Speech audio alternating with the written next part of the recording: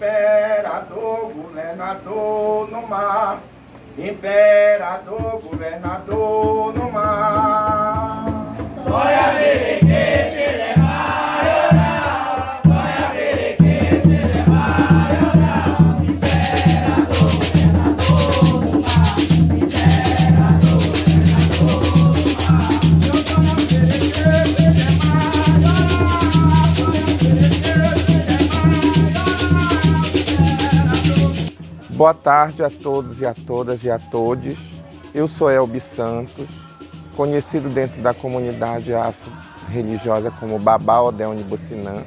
Fui iniciado pela mão do Babalorixá Lodum Sinetayandô, do Ile Axenagô Xaguemanjá, e hoje em dia tenho o meu próprio espaço religioso, Ile Axenagô Iboalama e Oxum. O tambor de mina que nós cultuamos aqui, ele tem a vertente que cultua os voduns e os vodunços e os encantados, aonde nós cultuamos os voduns da parte de Benin e do Daomé, do Jeje Marrim. Nós cultuamos os vodunços, que dentro da nossa tradição do tambor de mina, nada mais seria do que o toque para o Nagô Gentil, que são os nobres e senhores de toalha. E cultuamos os encantados por família. Dentro da minha casa, especificamente, nós cultuamos a família de Jurema, a família de Légua, e a família de Bandeira e a família de Turquia. Bem, na questão da construção do espaço, a parte externa, para nós, tem a tradição onde nós começamos a construir a casa de Exu, que é o guardião, onde ele recebe as energias que vêm da rua através das pessoas, dos clientes, né? E ele é resguardado dentro desse espaço e só é exposto no momento necessário das obrigações. Temos também a parte de Ogum, que é o senhor da guerra e das batalhas, onde também é um espaço e um assentamento voltado para a defesa da entrada da porta do nosso espaço religioso, aonde o senhor Ogum também defende com a sua espada poderosa todas as energias negativas que possam vir a querer prejudicar o nosso espaço religioso no momento dos nossos rituais e trabalhos. Eu tive o merecimento de receber de herança a bigorna com a marreta da casa do meu pai de santo, que é muito antiga desde quando ele fundou a casa dele, que a marreta e a bigorna está vinculada ao ferreiro, porque Ogum forjava suas próprias armas. Esse jardim foi montado pensando realmente para o uso dessas ervas, não só pensado na questão do assentamento da casa. Então, esse é o começo do espaço da minha casa, onde nós procuramos resgatar toda essa lembrança, resgatar todo esse conhecimento e aproveitar também o espaço para as plantas medicinais, as plantas de fundamento que possam ser usadas para beneficiar não só a nossa comunidade, mas também as pessoas de fora, os clientes que precisarem de uma ajuda da Mãe Natureza através das plantas.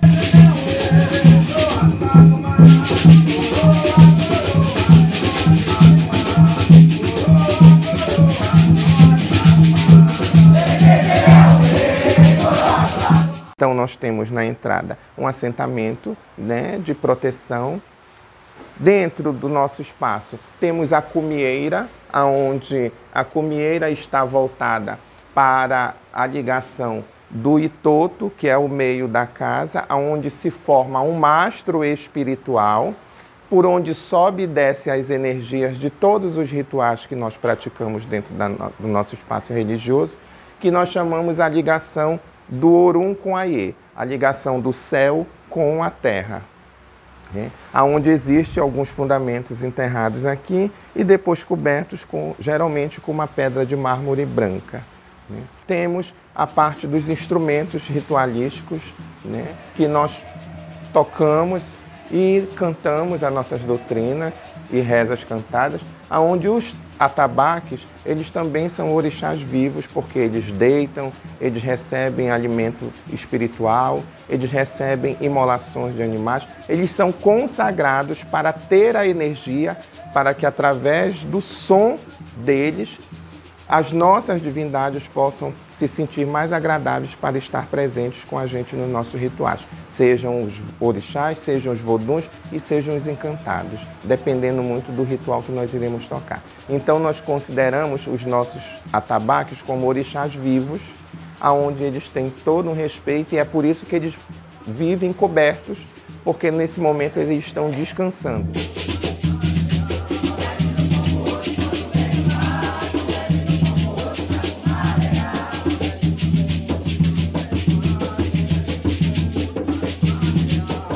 E essa parte daqui, nós temos o que nós chamamos de roncol, esse espaço, ou peji, ou comé, né? E aonde é um pedaço da recriação da África para nós, aonde aqui dentro não entra encantado, entra apenas erês de orixás e de voduns, entra voduns e entra os próprios orixás. Caboclo não entra dentro do roncol, né?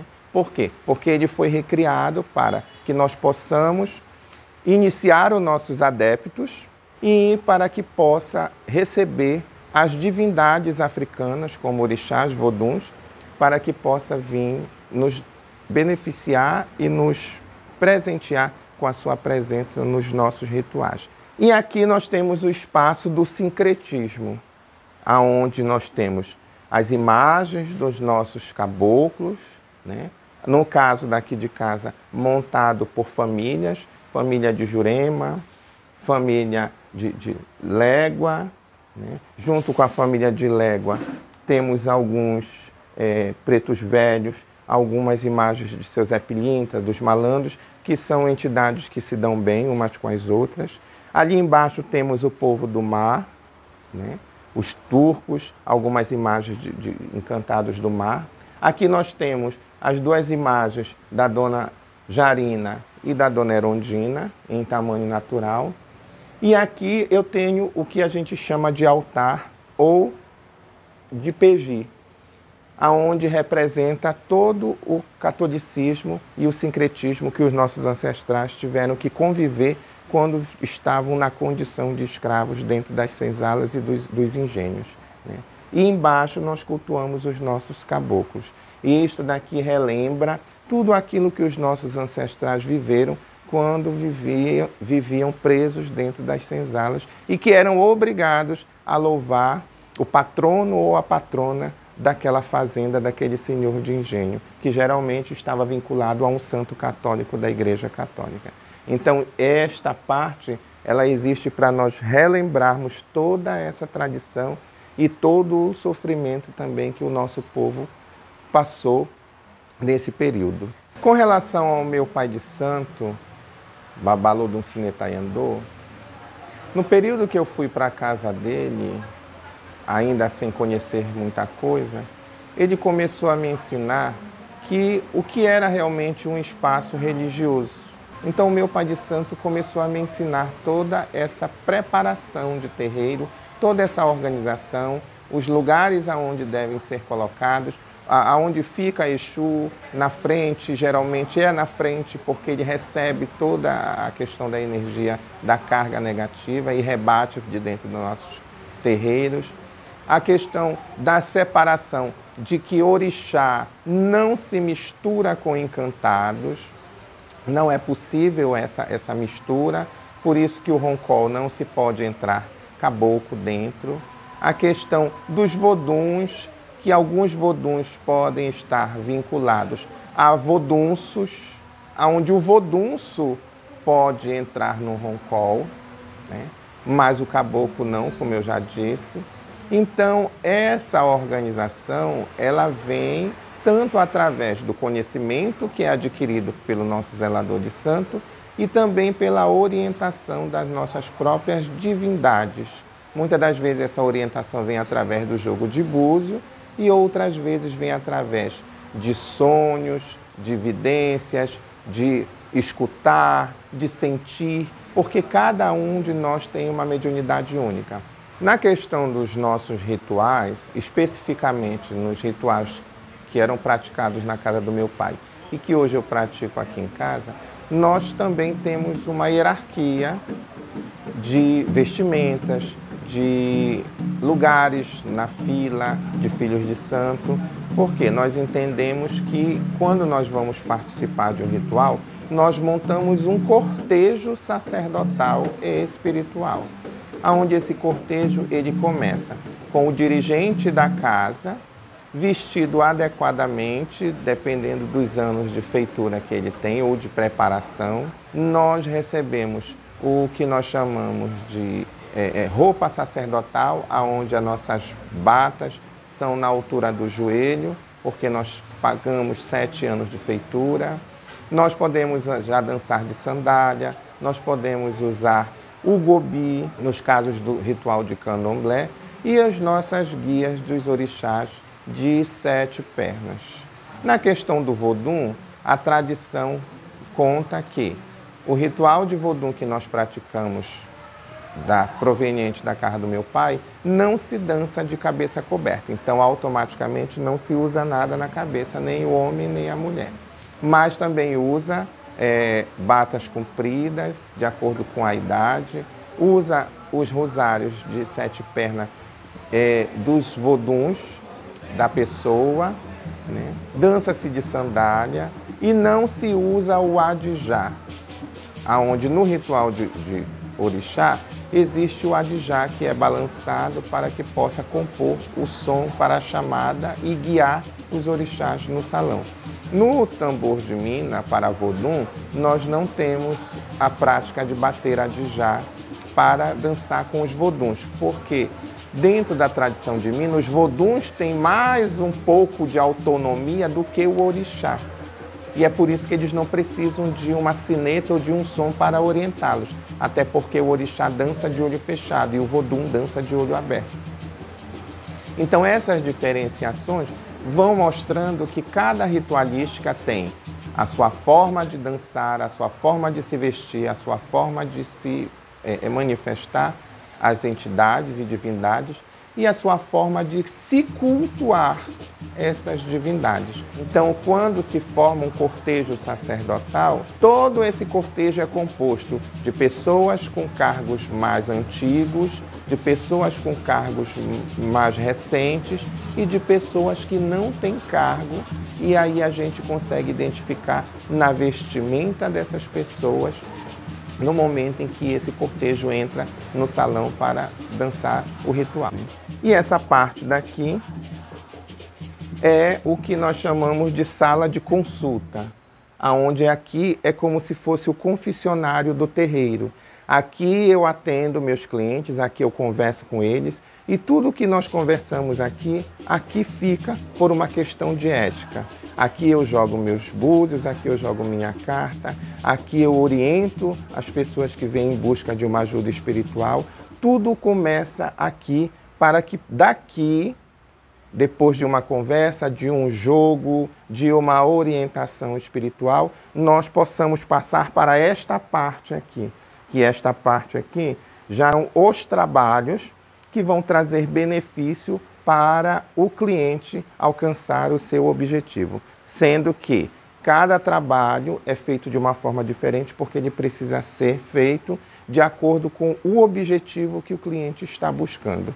Então, isso é um espaço religioso, isso vai acontecendo desde o momento em que o cliente conversa comigo ali e nós partimos para a parte prática de energizar o caminho do cliente e que, se for necessário, a questão de filhos de santo serem descobertos ali dentro através do jogo de búzio, aí nós vamos usar a parte da camarinha para a feitoria e depois o salão de ritual para consagrar a feitoria dos filhos de santo. Então, basicamente, o espaço religioso ele tem essa função de início, né? Orientar, acolher e dar continuidade para a tradição religiosa que eu cultuo aqui em Ananindeua. Me chamo Mercedes, sou vodou-sirê na casa de mina do meu pai, Odeone Bocinã, e é um cargo de muita responsabilidade, né? Quando eu cheguei aqui, é pelo aquele chamado, né? Vim pela questão de uma doença. Estava muito doente e não conseguia ficar boa. Escutava muitas vozes, ficava perturbada, enxergava o que ninguém enxergava. E isso foi me deixando preocupada, porque você acaba tendo um desequilíbrio. E isso, você vai no médico, e aí já viu como é, né? Uns dizem que é isso, outros dizem que é aquilo, e você acaba realmente buscando o chamado, como o pai falou, né? A chamada realmente chega até a casa aonde realmente você pretende ingressar, né? Aonde realmente o teu santo te encaminhou, né? E eu achava que eu ia ser só uma EQUED, né? E aí disse para ele, pai, então eu venho, mas não tinha noção nenhuma do que seria ingressar dentro de uma casa de santo, não tinha essa noção. E aí eu vim, e aí comecei, né? E disse para ele, pai, eu vou só te ajudar. Todas as vezes que for necessário, eu te ajudo, mas eu não vou participar de roda nem nada. E ele, com o coração dele bom, disse, tudo bem, minha filha, como você quiser. Só que não somos nós que decidimos, né? E sim o nosso santo. E eu comecei a frequentar, e quando tinha tambor eu não participava na roda, ficava sempre na assistência. Mas eles foram me buscar lá fora.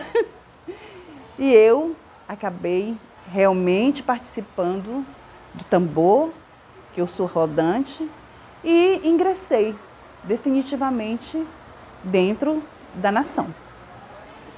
E aí fui conhecendo o que era realmente estar dentro de uma casa de santo, né? Fui fazendo os banhos, a gente foi fazendo as obrigações, até chegar dos cargos, né? Porque existe toda uma hierarquia.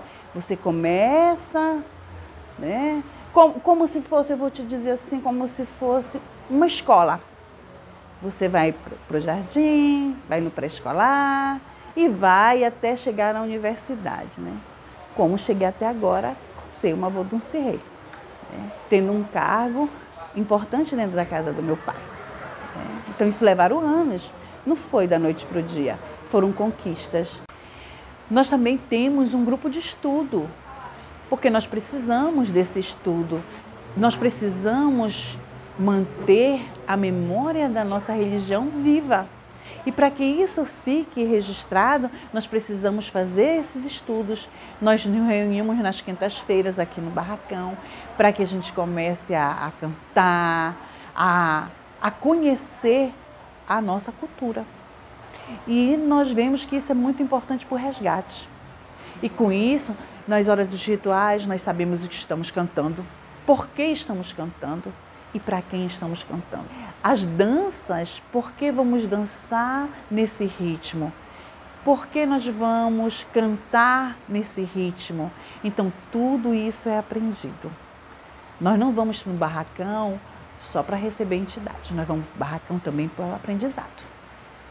Aprender o porquê que existem as entidades, o porquê das doutrinas, o porquê dos fundamentos, isso tudo é muito importante. Nós também temos a importância do nosso espaço voltado para o acolhimento, que tanto na questão de dar continuidade na religiosidade, preparando filhos, e na questão de acolher a comunidade de fora, quando vem buscar uma ajuda, um amparo, uma orientação espiritual através do nosso conhecimento, seja dos orixás, voduns ou dos encantados, o espaço religioso ele serve para esse acolhimento.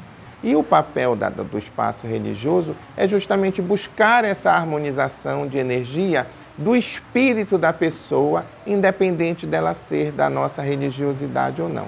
Então nós tivemos também esse papel muito importante de acolher as pessoas, tanto na conversa, quanto na questão dos remédios através das ervas, para buscar esse equilíbrio espiritual. E ao mesmo tempo, aproveitando os momentos como esse para divulgar a nossa militância, a nossa luta pelo nosso direito de trabalhar para o benefício das pessoas através do conhecimento que nós adquirimos, que foi deixado pela nossa ancestralidade quando eles foram arrancados da África na condição de vir para o Brasil como escravos. Isso daí é uma herança milenar que nós procuramos manter viva, mesmo com muita perseguição que a gente sofre. Nós aproveitamos para esclarecer e desmistificar que nossas casas de matriz africana não são casas de adoradores do demônio, até porque nós não conhecemos este Senhor, né? Nós conhecemos a tradição africana, deixada pelos nossos ancestrais, onde nós trabalhamos com a força da natureza e aprendemos a lidar e respeitar a natureza, onde tudo que nós tiramos dela é para benefício de uma comunidade ou de um grupo de pessoas, e depois que nós usufruímos aquela energia, o restante daquele material, seja frutas, folhas, até mesmo animal, é devolvido para a natureza para ser transformado em adubo e fortificação para a terra. Ou seja, nós recebemos da terra, tiramos da terra e depois que nós conseguimos extrair o benefício da energia para o próximo, nós devolvemos para a terra em forma de adubo para que a terra possa produzir novamente os utensílios e materiais que nós precisamos para manter a energização das pessoas. É trabalhar respeitando a força da natureza, mas com o conhecimento que nós vamos adquirindo de boca a ouvido. Por isso que a nossa religião não tem uma Bíblia. Por quê? Porque como nós temos uma diferenciação de mediunidade, nós não podemos colocar que uma regra serve para todos. Nós apenas aprendemos que a regra principal da nossa religiosidade é o amor, o respeito, a união e o benefício do próximo para que eles possam receber essas energias provenientes do culto dos orixás, dos voduns e dos encantados para a vida dessas pessoas. Essa é a nossa lei máxima, fazer o bem sem olhar a quem. As outras regras, elas são colocadas e são vivenciadas de acordo com a espiritualidade de cada um, de acordo com a preparação psicológica de cada um e de acordo com a própria espiritualidade de cada um. E antigamente era mais comum se ver a questão da pena e maracá, que era os salões de cura dos pajés. Hoje em dia ainda existe, mas são poucos que ainda existem, mas ainda estão sobrevivendo os pajés. Então, essa é a nossa dinâmica, essa é a nossa luta, em passar para as pessoas de uma forma mais simples e mais clara o trabalho que é exercido da gente dentro dos nossos espaços religiosos, através do conhecimento que a gente adquire no decorrer dessa nossa caminhada de iniciação, de preparação, de recebimento de cargos, de recebimento de autorização para que nós possamos já estar aptos a montar uma nova comunidade e dar seguimento a esse conhecimento. Esse é o nosso papel verdadeiro da religiosidade. Nós não somos descendentes de escravos, nós somos descendentes de reis, rainhas africanas que foram transformados em escravos aqui no Brasil. Mas mesmo com toda essa dor, com toda essa dificuldade, nós conseguimos manter esta realeza dentro da nossa tradição religiosa.